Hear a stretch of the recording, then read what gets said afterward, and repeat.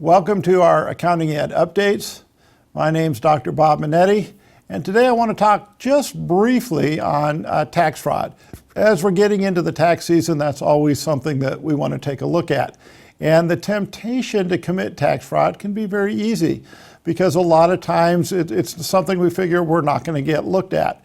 I mean, we know the IRS audits less than 1% of the returns that are ever turned in. So your odds of being audited are very low. But one of the things that are going to happen is there are certain things that the IRS is keying on, things that we need to make sure that we cover.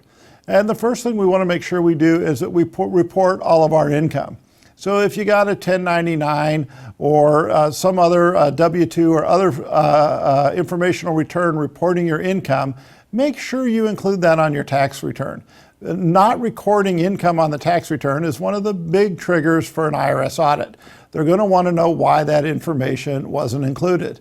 If you won any money gambling or if you won prizes. And the other big thing the IRS is targeting on for small businesses is barter. There's a lot of barter exchanges that have opened up over the last few years where small businesses are trading barter. That barter is considered income. And the IRS wants to see that barter income on the tax returns. When you're looking at the expenses, make sure we're looking at legitimate expenses.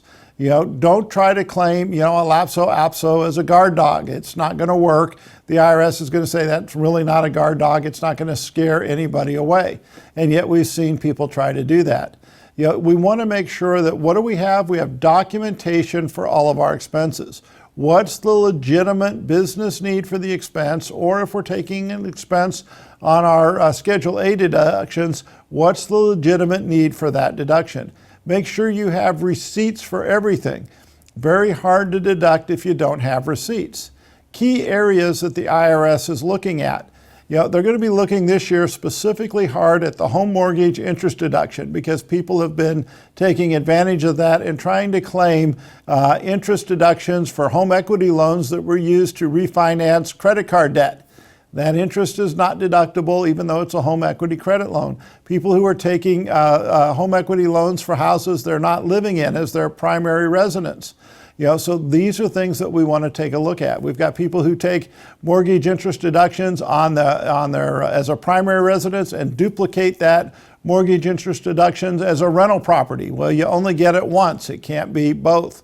And so they're looking at the home mortgage interest this year. They're also looking at charitable contributions, both cash contributions and non-cash contributions to validate. If you go out to Goodwill, make sure one of the best ways to ensure that you get your deduction, make a list and price out the items, but also take a photograph. In today's world with cameras on every cell phone, it's not hard. Take a picture at Goodwill of you dropping the stuff off. That's better than a receipt. You got a photograph of everything. You can tell the quality of the merchandise that you're dropping off, and now you've got evidence to prove you did it because you're sitting at the Goodwill store, dropping the stuff off. And so this is one of the things you can use in the event of an audit to substantiate your deduction. The other thing that they take a close look at is the home office deduction.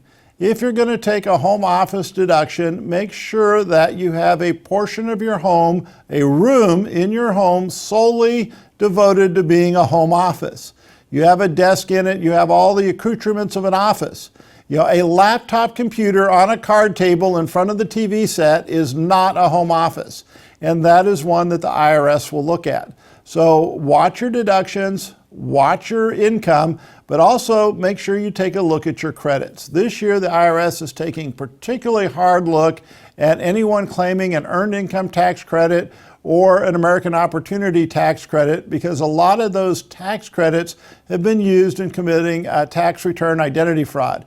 So the IRS is actually delaying refunds on any of those returns in order to make sure, any returns that claim those credits, to make sure that the people aren't being victimized by criminals.